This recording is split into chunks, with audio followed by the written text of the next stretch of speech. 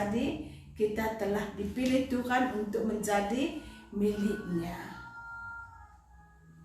Baiklah Bapak Ibu, satu lagi kita menaikkan pujian kita. Ku heran Allah mau memberi.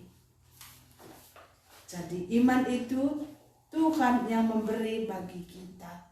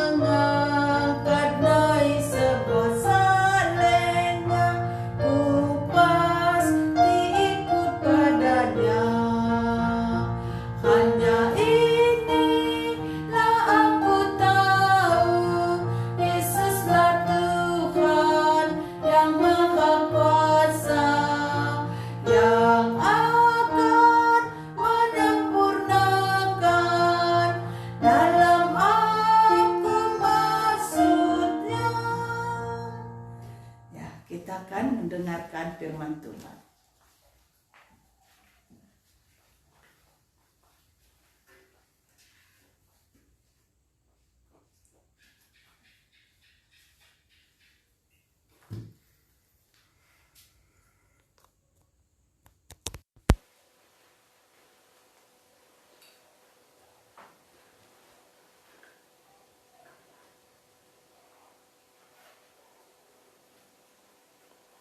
Mari kita berdoa.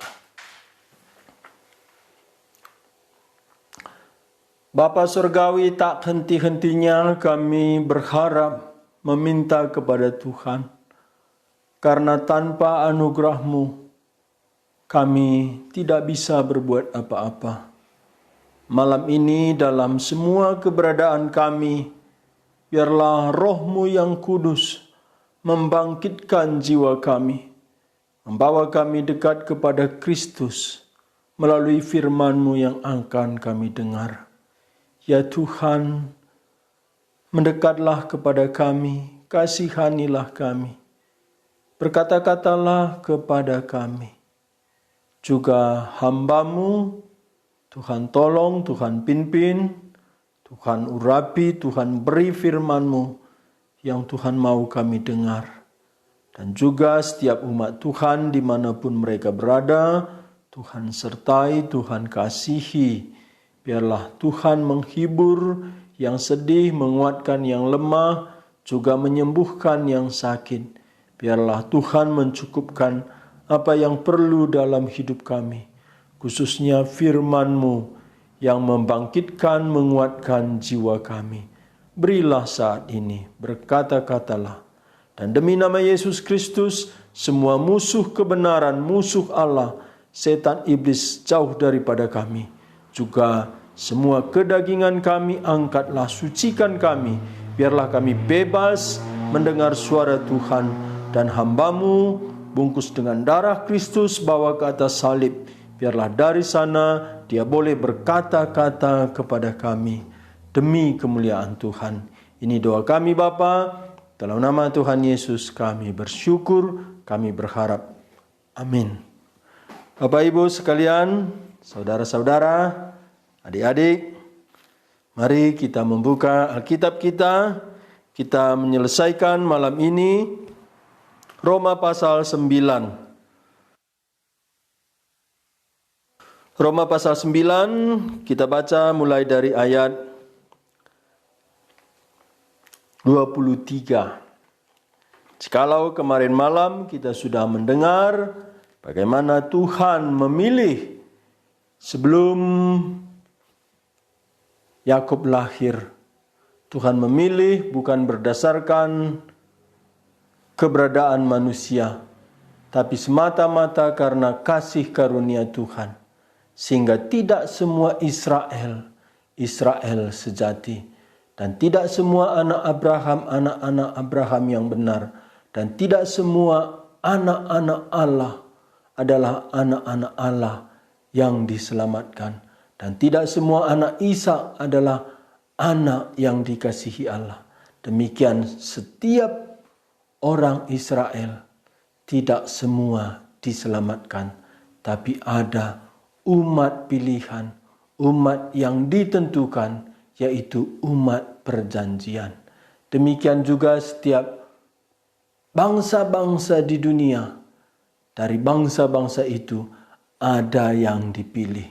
Bukan berarti semua bangsa akan diselamatkan, tetapi setiap bangsa ada perwakilan umat Tuhan akan diselamatkan.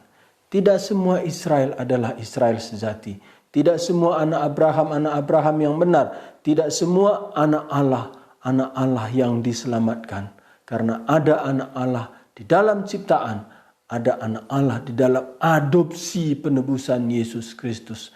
Demikian tidak semua anak Ishak yang dikasihi. Ada Yakub yang dikasihi. Tapi ada Esau yang dibenci. Demikian kita hari ini. Ada orang-orang yang dikasihi Tuhan, sehingga orang-orang itu pasti dipanggil, pasti diselamatkan, dan pasti dimuliakan bersama Kristus. Malam ini kita akan melihat bagaimana bangsa lain juga beroleh keselamatan dari kaum sisa, dari kaum yang dipilih. Kita baca dari Roma pasal 9 ayat 23.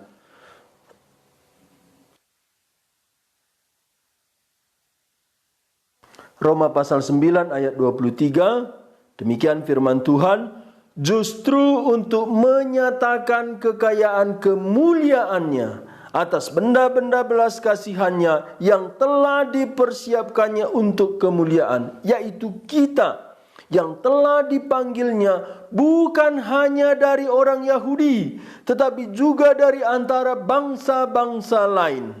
Seperti yang difirmankannya juga dalam kitab Nabi Hosea, yang bukan umatku akan kusebut umatku, dan yang bukan kekasih kusebut kekasih. Ayat 26, dan di tempat di mana akan dikatakan kepada mereka, kamu bukanlah umatku, di sana akan dikatakan kepada mereka, anak-anak Allah yang hidup. 27, dan Yesaya berseru tentang Israel, sekalipun jumlah anak Israel seperti pasir di laut, namun hanya sisanya yang akan diselamatkan. Sebab apa yang telah difirmankannya akan dilakukan Tuhan di atas bumi, sempurna dan segera. Dan seperti yang dikatakan Yesaya sebelumnya, seandainya Tuhan semesta alam tidak meninggalkan pada kita keturunan, kita sudah menjadi seperti Sodom dan sama seperti Gomora. 30. Jika demikian, apakah yang hendak kita katakan ini? Bahwa bangsa-bangsa lain yang tidak mengejar kebenaran telah beroleh kebenaran, yaitu kebenaran karena iman. Tetapi bahwa Israel sungguh pun mengejar hukum yang akan mendatangkan kebenaran, tidaklah sampai kepada hukum itu. Mengapa tidak? Karena Israel mengejarnya bukan karena iman, tetapi karena perbuatan. Mereka tersandung pada batu sandungan, seperti ada tertulis, sesungguhnya aku meletakkan di Sion satu batu sentuhan dan sebuah batu sandungan, dan siapa yang percaya kepadanya tidak akan dipermalukan. Tuhan memilih sebagian Israel bukan tiba-tiba, tetapi sudah dirancang dari kekekalan, dirancang sebelum manusia itu lahir, dirancang sebelum Abraham ada, dirancang sebelum Ishak lahir, dirancang sebelum Yakub lahir, dirancang sebelum kita juga lahir. Demikian pemilihan Tuhan bukan tiba-tiba, bukan melihat keadaan orang itu, tapi pemilihan Tuhan dari kekekalan, dari sebelum dunia diciptakan. Saya akan baca sebentar Efesus pasal 1 ayat 4. Demikian firman Tuhan, Efesus pasal 1 ayat 4. Sebab di dalam Dia Allah telah memilih kita sebelum dunia dijadikan, supaya kita kudus dan tak bercacat di hadapannya. Sebelum dunia dijadikan. Ini artinya apa? Rencana pemilihan itu sudah direncanakan sebelum kita ada. Sudah dipersiapkan. Jadi apa yang kelihatannya tiba-tiba, apa yang kelihatannya tidak terjadi, Paulus berkata, bukan. Dan malam ini keselamatan tentang bangsa-bangsa lain, Paulus menjelaskan dengan kutipan Nabi Hosea. Kita kembali kepada Roma pasal 9 ayat 23. Justru untuk menyatakan kekayaan kemuliaannya atas benda-benda belas kasihannya yang telah dipersiapkannya untuk kemuliaan. Artinya orang-orang yang tadinya seteru Allah, musuh Allah, tiba-tiba Allah mengasihinya. Ini kita melihat tiba-tiba, kita melihat Allah murka, tapi akhirnya Allah mengasihi. Apa yang kita lihat tiba-tiba, ini sebenarnya sudah lama dipersiapkan Allah. Tapi Allah menyatakan kasih-Nya dengan seperti tiba-tiba, supaya kita sadar bagaimana Allah mengasihi kita. Dan contoh terbaik dari Alkitab itu yaitu Paulus sendiri. Dia seorang yang ganas, seorang pembunuh, seorang penganiaya umat Tuhan. Dia waktu itu bernama Saul, membawa surat dari imam besar. Dia bawa ke Damsyik. Dia mau menganiaya, menghukum, mempenjarakan dan membunuh orang Kristen di sana. Tapi di tengah jalan dia mau masuk ke kota Damsyik, dekat pintu gerbang kota Damsyik. Tiba-tiba ada cahaya seperti matahari menjatuhkan dia. Dan dari cahaya itu ada suara, Saulus, Saulus, mengapa engkau menganiaya aku? Dan saat itu Saulus bertanya, siapakah engkau Tuhan? Ini pertanyaan seorang agamawi, seorang yang religius, seorang yang sungguh-sungguh beragama, pemimpin agama, guru Taurat. Tapi saat itu dia sadar dia belum mengenal Tuhan. Stephen Lawson berkata, orang pergi ke gereja, tapi belum tentu orang itu datang kepada Kristus. Orang mengenal pendeta, tetapi orang itu belum tentu mengenal Tuhan. Orang giat beragama, orang itu belum tentu lahir baru. Demikian pengalaman Saulus yang seorang rajin beragama, dia tidak mengenal Tuhan. Siapakah engkau Tuhan? Dia tahu dari cahaya itu Tuhan. Tapi siapa Tuhan? Aku sedang melayani Tuhan. Mengapa Tuhan mencegah aku? Sehingga Saulus berkata, siapakah engkau Tuhan? Inilah artinya yang dimurkai tiba-tiba dikasihi. Sepertinya tiba-tiba, tetapi dari kekal Allah sudah mempersiapkan kita untuk diselamatkan. Kita juga demikian. Kita sudah jatuh ke dalam dosa. Begitu dosa yang kita perbuat keji. Ada orang yang sudah jatuh ke pelacuran, jatuh ke dalam narkoba, jatuh kepada pembunuhan.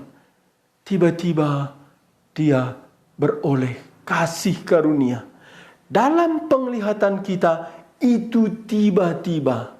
Tetapi sebenarnya itu sudah dirancang Allah. Tetapi kita lama baru sadar, lama baru merespon. Itu adalah kesabaran Allah. Demikian kita dapati dalam Roma pasal 9 ayat 23 sampai 24. Justru untuk menyatakan kemuliaannya atas benda-benda belas kasihannya yang telah dipersiapkannya untuk kemuliaannya, yaitu kita yang telah dipanggilnya bukan hanya dari antara orang Yahudi, tetapi juga dari antara bangsa-bangsa lain. Jadi kaum Yahudi ada kaum sisa yang menerima Kristus sebagai Mesias mereka.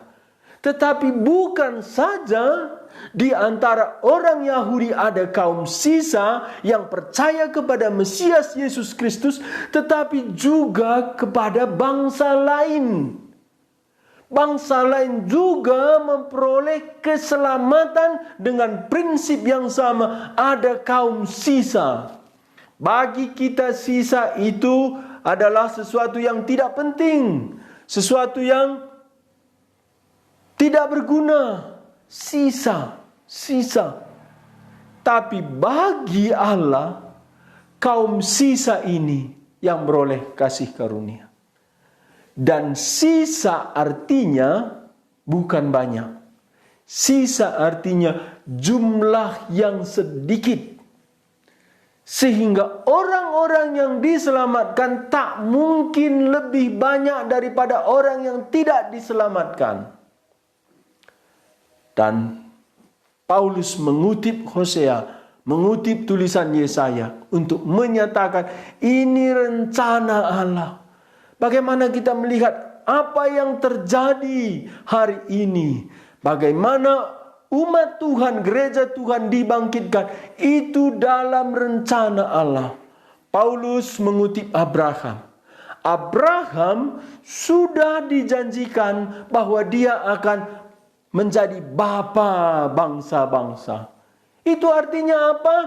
Abraham bukan saja bapa orang Ibrani, bapa orang Israel, tapi bapa seluruh bangsa-bangsa. Apa artinya? Bahwa seluruh bangsa-bangsa akan dikaruniai iman seperti iman yang diterima Abraham. Waktu lalu kita sudah mendengar pasal 4. Ada dua iman Abraham. Abraham percaya kepada Allah yang berkuasa membangkitkan orang mati. Dan Abraham percaya kepada Allah yang berkuasa mencipta dari yang tidak ada menjadi ada. Tetapi Paulus bukan saja mengutip Abraham. Paulus sudah pada pasal 1 ayat 17 menulis bahwa Injil itu kekuatan Allah kepada setiap orang yang percaya. Pertama Yahudi, kemudian yang bukan Yahudi. Kita baca sebentar Roma pasal 1 ayat 17. Demikian firman Tuhan. Dari ayat 16. Sebab aku mempunyai keyakinan yang kokoh dalam Injil.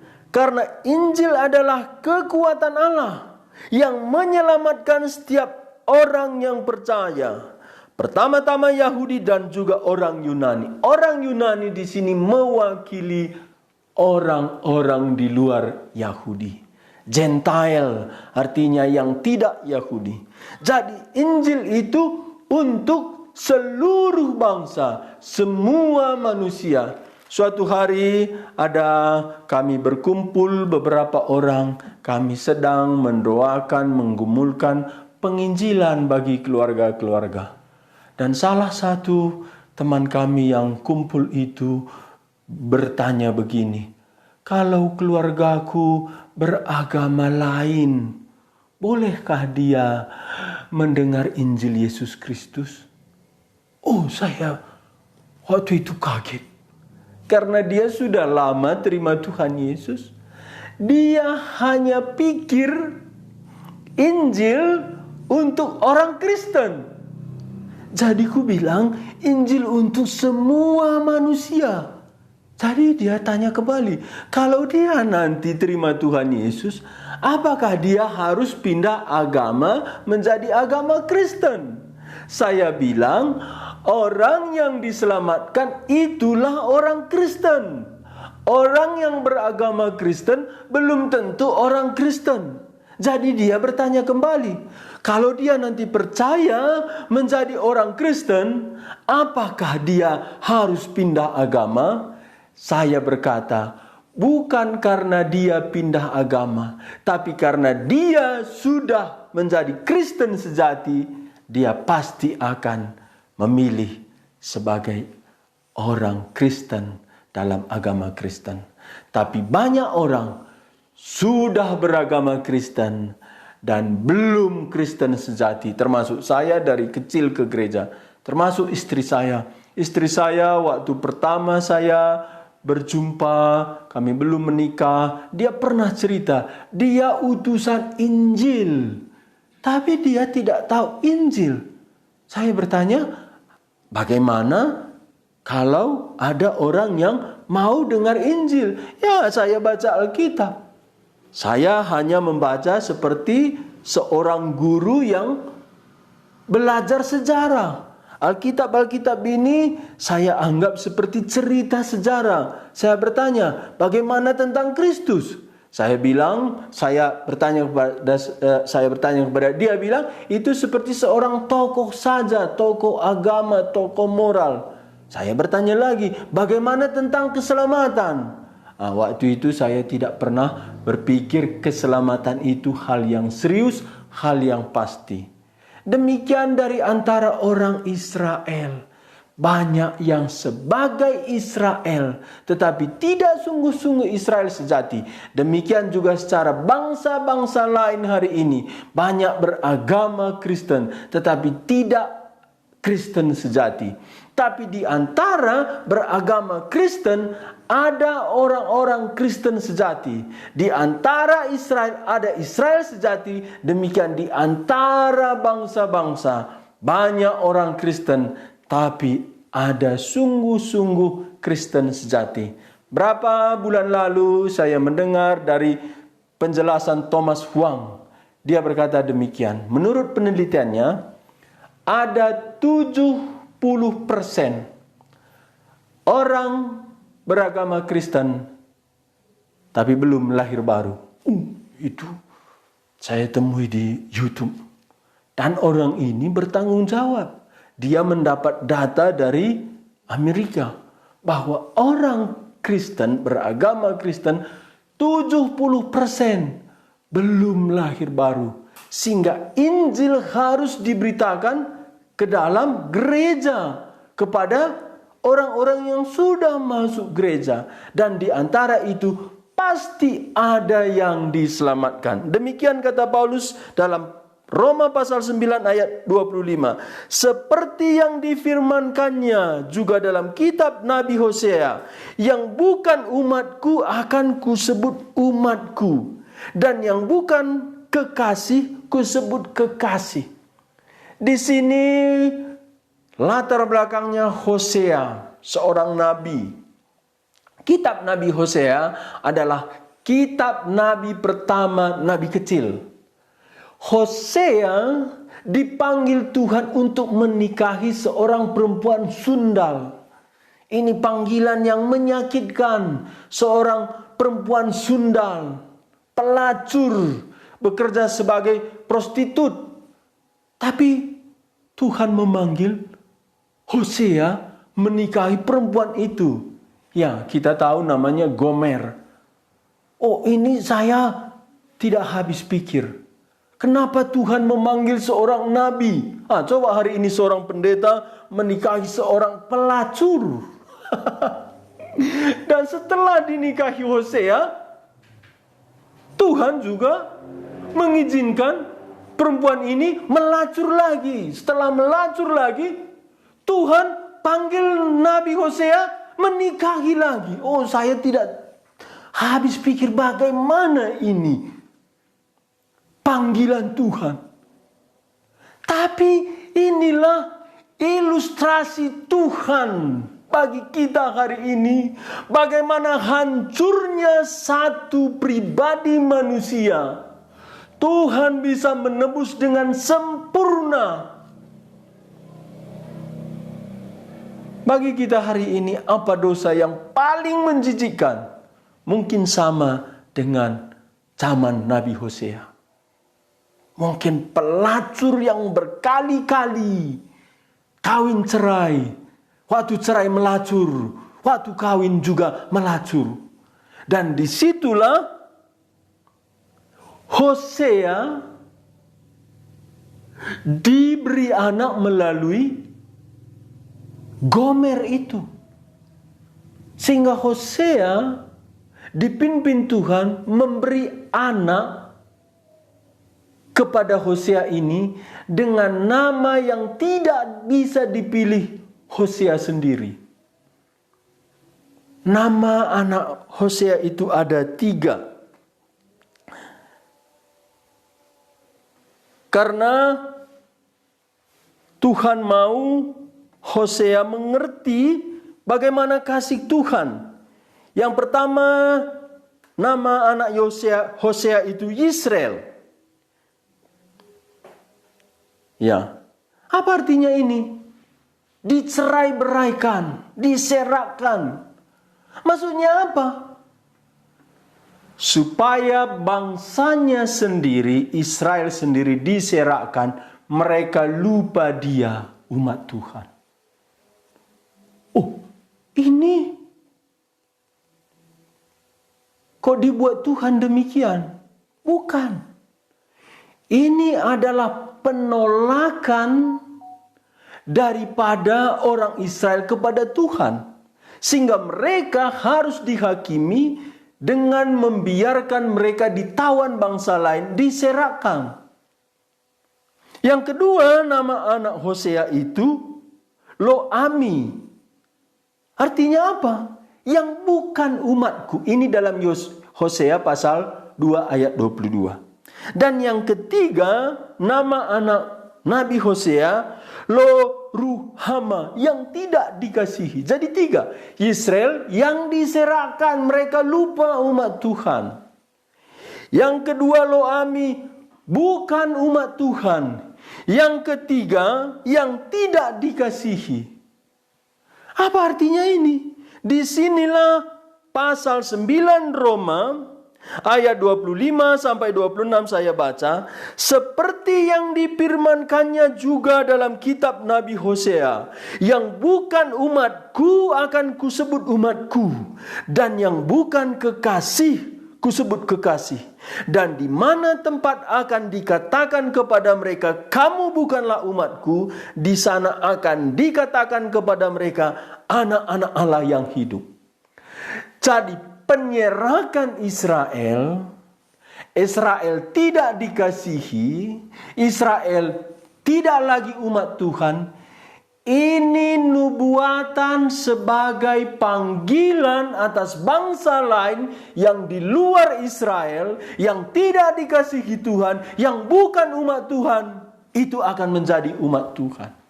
Dan di sini Paulus yang dipenuhi Roh Kudus, setelah ditulis Paulus, baru kita mengerti, Orang Israel sendiri pada zamannya tidak mengerti bahwa maksud Tuhan menyerahkan orang Israel.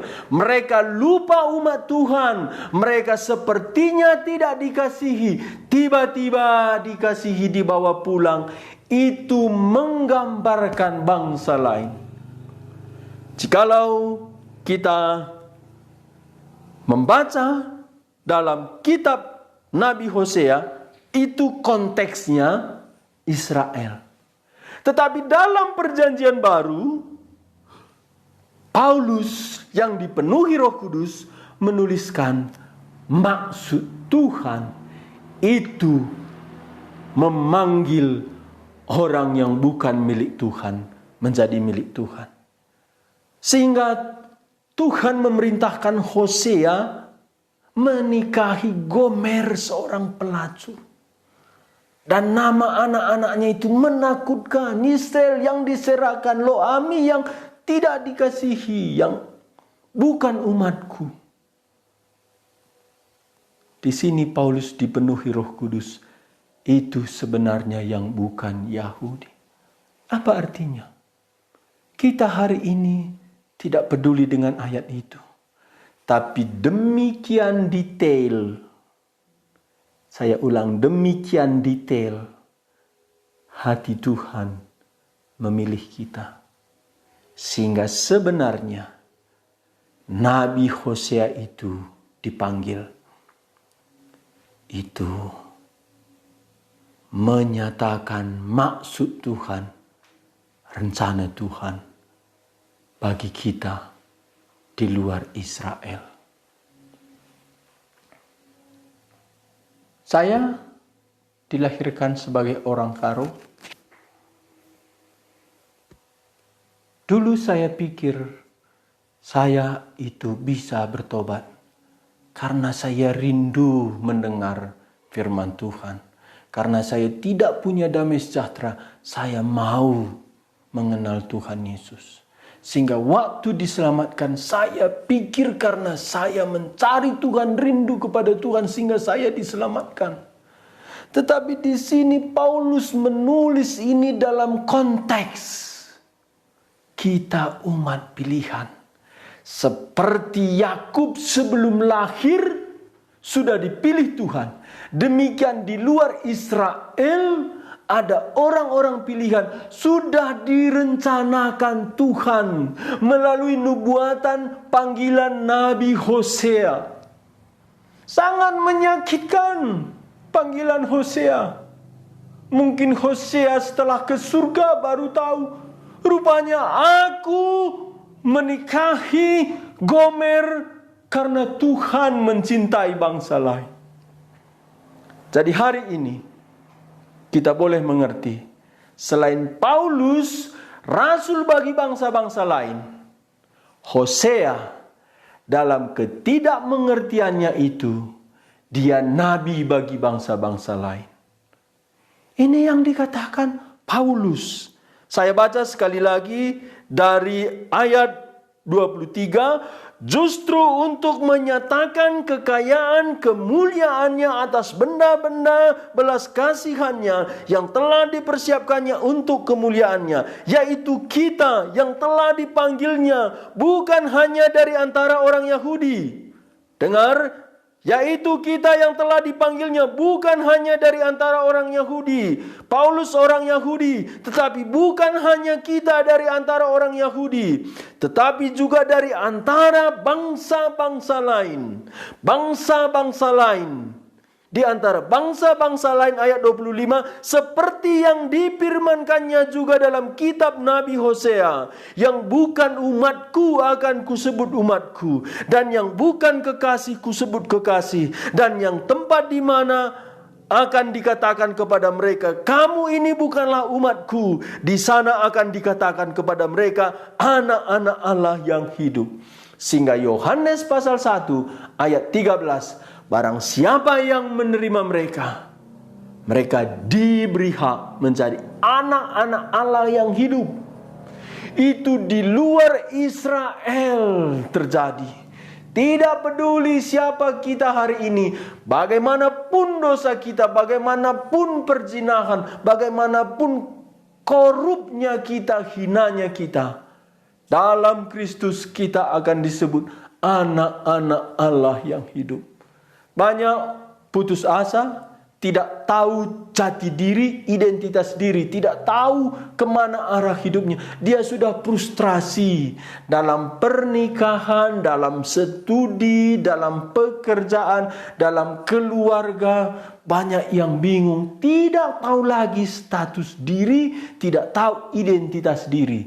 Seperti anak-anak daripada Hosea yang dilahirkan melalui Gomer. Tapi Tuhan menebus kita. Seperti Tuhan memerintahkan kepada Hosea, kembali nikahi pelacur itu, Gomer. Demikian Tuhan menikahi kita melalui penebusan Yesus Kristus. Yesus Kristus pengantin laki-laki kita, pengantin perempuan. Bagaimanapun berdosanya kita, Tuhan mengadopsi kita, menebus kita, mengangkat kita menjadi anak-anak Allah. Ini yang dikagumi Paulus di sini. Demikian pemilihan Allah itu bukan saja di antara Israel, tetapi juga di antara bangsa-bangsa lain. Ayat 27. Dan Yesaya berseru tentang Israel, sekalipun jumlah anak Israel seperti pasir di laut, namun hanya sisanya akan diselamatkan. Paulus tiba-tiba kembali kepada bangsa Israel. Bangsa Israel sendiri juga ada kaum sisa. Walaupun seperti pasir di pinggir laut, tapi hanya kaum sisa. Hari ini kita kadang-kadang frustrasi melihat penginjilan begitu sulit. Itu Alkitabiah. Itu sungguh-sungguh betul. Dari begitu banyak yang kita layani, hanya berapa yang lahir baru. Berapa waktu lalu ada seorang pemudi kita bertanya, "Oh Bapak, banyak pelayanan melayani orang sakit, orang yang kerasukan setan. Orang itu sembuh melalui doa. Orang yang sudah gila disembuhkan, ada beberapa. Orang yang sudah tidak sadar karena kerasukan disembuhkan. Tapi tidak mengikut Tuhan. Kok bisa begitu?" katanya. Kubilang, demikian memang kehendak Tuhan. Itu bukan untuk orang itu. Itu peneguhan bagi kita bahwa kuasa Yesus Kristus itu nyata. Berkali-kali orang yang sudah dikuasai kuasa kegelapan disembuhkan Tuhan. Orang yang penyakitnya parah disembuhkan Tuhan. Tapi mereka tidak menjadi murid Tuhan, tidak diselamatkan. Itu ajaran Alkitab. Tidak banyak seperti Israel, ada kaum sisa. Ayat 27. Ayat 28, sebab apa yang telah difirmankannya akan dilakukan Tuhan atas bumi sempurna dan segera. Sebagaimana dinyatakan kepada Israel ada kaum sisa dari kalangan Israel, demikian seluruh bumi bangsa-bangsa ada kaum sisa. Dan kaum sisa ini pasti menerima Injil. Tapi ingat, kaum sisa jumlahnya pasti tidak banyak. Kalau ada orang bernubuat ada gelombang pertobatan, itu bohong. Itu memang pengharapan kita secara manusia. Tapi itu tak akan terjadi. Karena apa? Karena hanya kaum sisa yang diselamatkan. Mungkin kita tidak setuju, tapi itu firman Tuhan. Saya selalu lebih percaya firman Tuhan dari nubuat-nubuatan yang tidak bertanggung jawab. Ada gelombang pertobatan berpuluh-puluh tahun lalu, ada berita gelombang pertobatan, ada Pentakosta ketiga. Pentakosta sudah selesai, hari turunnya Roh Kudus. Tidak ada lagi. Yang ada hanya kaum sisa yang pasti diselamatkan. Jadi pekabaran Injil ini untuk kaum sisa. Kaum sisa itu akan mendengar Injil, itulah yang akan diselamatkan. Ayat 29, dan seperti yang dikatakan Yesaya sebelumnya, seandainya Tuhan semesta alam tidak meninggalkan pada kita keturunan, kita sudah menjadi seperti Sodom dan sama seperti Gomora. Ini dikutip Paulus dari Yesaya pasal 10 ayat 22 sampai 23, saya baca. Yesaya pasal 10 ayat 22 sampai 23, sebab sekalipun bangsamu, hai Israel, seperti pasir di laut banyaknya, namun hanya sisanya akan kembali. Tuhan telah memastikan datangnya kebinasaan, dan dari situ timbul keadilan yang meluap-luap. Sungguh, kebinasaan yang sudah pasti akan dilaksanakan di seluruh bumi oleh Tuhan semesta alam. Tuhan melalui Nabi Yesaya sudah menyatakan bahwa kita akan diselamatkan, yaitu orang-orang kaum sisa yang dipilih Tuhan, demikian pada umat Israel sendiri, demikian pada bangsa-bangsa lain. Apa artinya? Tidak ada manusia yang tidak hanyut di dalam dosa. Paulus mengutip tulisan Yesaya, seandainya Tuhan semesta alam tidak meninggalkan pada kita keturunan, kita sudah seperti Sodom dan sama seperti Gomora. Itulah dosa paling menakutkan zaman itu. Dan hari ini dosa itu kembali menjamur. Mengapa Sodom Gomora itu harus dihancurkan? Karena HIP waktu itu kalau muncul, seluruh bumi akan terserang HIP, umat manusia akan habis ditelan dosa, kenajisan, percabulan, sodomi itu. Tapi Paulus tidak segan-segan mengutip, kalau Tuhan tidak menyisakan kita, kita pasti akan sama seperti Sodom Gomora. Keturunan kita akan seperti itu. Artinya apa? Kita dalam diri kita tidak ada kebaikan. Kita seperti orang-orang Sodom Gomora. Ada kita seperti hari ini karena tangan Tuhan menopang kita. Kita tidak jatuh ke dalam dosa perzinahan. Itu karena tangan Tuhan. Kita bisa ada seperti hari ini karena tangan Tuhan. Apalagi kita bisa diselamatkan. Itu bukan karena kemampuan kita. Itu karena anugerah Tuhan menyisakan kita supaya kita beroleh keselamatan. Siapa berani membayangkan dia seorang homoseks, lesbian? Paulus berkata demikian. Kalau tidak karena anugerah Tuhan, kita itu semua sudah kacau balau. Yang laki-laki homoseks berzina saja itu sungguh memalukan, menyakitkan, mengerikan. Saya beberapa menemui keluarga yang hancur, yang sharing, yang curhat betapa menyakitkan suaminya itu selingkuh. Tidak bisa dia menahan air mata. Kalau Tuhan tidak beranugerah, dunia ini akan seperti itu. Bahkan Paulus berani menulis di sini karena dia dipimpin Roh Kudus, bukan saja berzina, cabul, tapi seperti Sodom dan Gomora. Homoseksual, lesbian akan terjadi di seluruh bangsa Israel, akan terjadi di seluruh bumi. Apa artinya ini? Begitu rusaknya kita, sehingga keselamatan kita tak mungkin karena diri kita. Itu karena kita dipilih Tuhan, disisakan. Seperti orang Israel, ada kaum sisa.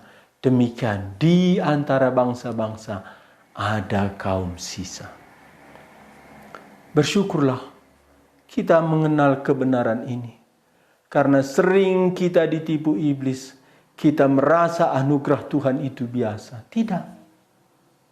hari ini kita ada seperti hari ini, sudah beroleh kasih karunia, itu karena disisakan Tuhan, ditahan Tuhan, diselamatkan Tuhan. Pasal 9 ayat 30, jika demikian apakah yang hendak kita katakan ini? Bahwa bangsa-bangsa lain yang tidak mengejar kebenaran telah beroleh kebenaran, yaitu kebenaran karena iman. Orang Israel sendiri yang mengejar kebenaran tidak mendapat. Kita yang bukan Israel malahan tidak mengejar kebenaran, tapi beroleh. Oh, apa artinya ini? Ini anugerah bagi kita lebih besar bagi orang Israel sendiri. Karena Israel mengejar kebenaran tidak dapat. Kita malah tidak mengejar. Kita penyembah berhala. Kita hidup dalam dosa. Tapi ada orang bersaksi, ada penginjil, sehingga kita insyaf akan dosa kita. Kita sadar kita mati rohani. Kita sungguh-sungguh perlu Yesus Kristus. Ini anugerah Tuhan yang ajaib. Saya baca sekali lagi ayat 30 sampai 31. Jika demikian apakah yang hendak kita katakan? Ini, bahwa bangsa-bangsa lain yang tidak mengejar kebenaran telah beroleh kebenaran, yaitu kebenaran karena iman. Kita tidak berusaha, kita tidak mengejar, tapi kita mendengar Injil, timbul iman. Karena iman timbul dari pendengaran akan firman, dan firman itu tentang Yesus Kristus. Ayat 31, tetapi bahwa Israel sungguh pun mengejar hukum yang akan mendatangkan kebenaran, tidaklah sampai kepada hukum itu. Israel sungguh-sungguh mau beroleh kebenaran, pembenaran, diselamatkan. Tapi walaupun dia mengejar, dia tidak sampai kepada hukum itu. Karena apa? Jelas hukum Allah itu sempurna. Tapi Israel dan setiap kita tak mungkin mencapai kesempurnaan seperti Allah. Dan ini adalah batu sandungan bagi Israel. Kenapa? Karena ada Injil yang tanpa mengejar pembenaran melalui perbuatan, hanya kasih karunia melalui iman. Disitulah kabar baik. Dikatakan di sini ayat 32, mengapa tidak? Karena Israel mengejarnya bukan karena iman, tetapi karena perbuatan. Mereka tersandung pada batu sandungan. Apa di sini batu sandungan? Ayat 33, seperti ada tertulis, sesungguhnya Aku meletakkan di Sion sebuah batu sentuhan dan sebuah batu sandungan, dan siapa yang percaya kepadanya tidak akan dipermalukan. Yesus sendiri adalah batu sentuhan, batu sandungan. Dia adalah batu karang yang teguh. Tetapi ada orang yang tersandung jatuh. Dia adalah batu yang tidak mungkin tidak ada. Batu penjuru. Ada orang yang tidak memakai batu itu. Kenapa? Karena anugerah Allah itu begitu sederhana. Tuhan kita Yesus lahir di palungan. Tidak ada tempat waktu dia lahir. Dia lahir di kandang binatang. Lalu dia dibesarkan di pegunungan Nazaret, di rumah seorang tukang kayu. Dia sangat sederhana. Di dalam pelayanannya dia dihina, diejek. Toh malahan mati di atas salib tanpa ada pembelaan. Dia tidak membela dengan kata-kata, dia tidak membela dengan kuasa militer atau kuasa para muridnya. Dia sepertinya mati konyol di atas salib. Sehingga orang Israel menolak dia Mesias. Masa Mesias mati? Masa Mesias tidak bisa membela diri? Tapi itulah hikmat Allah. Hikmat Allah. Apa yang kelihatannya bodoh lebih pintar dari hikmat manusia. Apa yang kelihatannya lemah lebih kuat dari kekuatan manusia.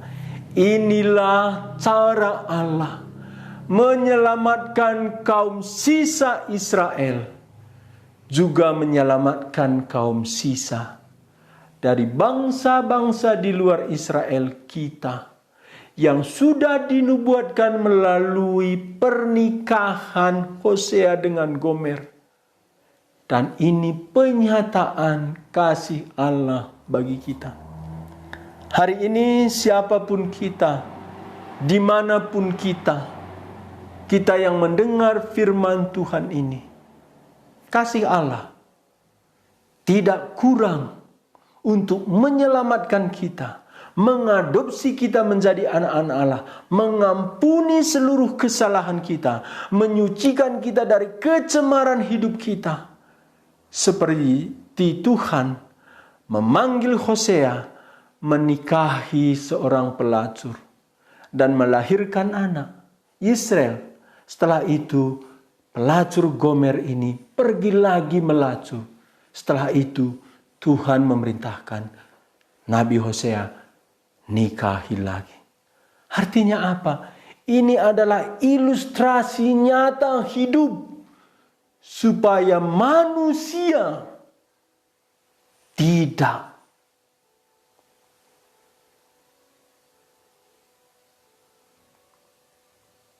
akan tidak menyadari betapa besarnya kasih Allah. Pernikahan Hosea dengan Gomer seorang pelacur, ini satu alat peraga Allah bagi kita. Kita yang mengerti kebenaran keselamatan dalam Yesus Kristus. Itu kita yang disisakan. Sehingga sebagaimanapun berdosanya kita, kalau kita kembali kepada Tuhan, kita akan diterima. Mungkin kita belum pernah datang kepada Kristus. Kita begitu merasa hina. Biarlah kita datang kepadanya. Atau mungkin di antara kita sudah bertobat, sudah menerima Tuhan Yesus, jatuh lagi ke dalam dosa yang begitu menjijikkan. Tapi hari ini, malam ini, kita diingatkan, Tuhan masih mau menerima kita, mengampuni kita, menyucikan dosa kita. Karena kita umat pilihannya. Kita dikasihi dengan kasih yang kekal, dengan tidak memperhitungkan pelanggaran kita kalau kita datang kepada Kristus. Yang belum pernah datang kepada Kristus, datanglah. Yang sudah diselamatkan jatuh lagi, jangan terus di dalam dosa.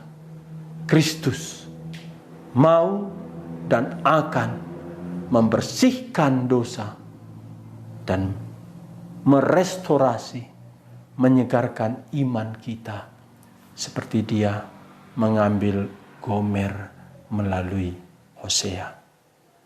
Cinta kasih Tuhan, cinta yang kekal untuk menyelamatkan kaum sisa di Israel dan kaum sisa di antara bangsa lain, yaitu kita semua di luar Israel yang diselamatkan oleh kasih karunia. Dari kekal kita sudah dipilih. Biarlah kita bersyukur dan memuliakan Tuhan karena kasih-Nya demikian besar bagi kita. Kita berdoa. Bapa Surgawi, biarlah firman-Mu yang kami dengar, bagaimana Tuhan memilih sebagian di kalangan anak-anak Abraham, anak-anak Ishak, dan di kalangan Israel ada kaum sisa yang dipilih Tuhan. Demikian malam ini apa yang terjadi dalam hidup Hosea, kami tahu malam ini Tuhan sudah merencanakan keselamatan bagi kami, sehingga Engkau menyerahkan umat-Mu melalui nama anak Hosea Yisrael, dan Engkau akan mengasihi yang tidak lagi mungkin dikasihi, dan yang bukan umat-Mu akan disebut umat-Mu. Tuhan, itulah kami, orang-orang di luar Israel, kami yang tidak mencari kebenaran, malah kami menemukan di dalam Yesus Kristus. Dalam Yesus Kristus Tuhan kami dikasihi, kami dibenarkan melalui iman. Terima kasih Tuhan, cinta-Mu yang kekal, yang tiba kepada kami. Biarlah kami makin mengasihi Tuhan di dalam hidup kami.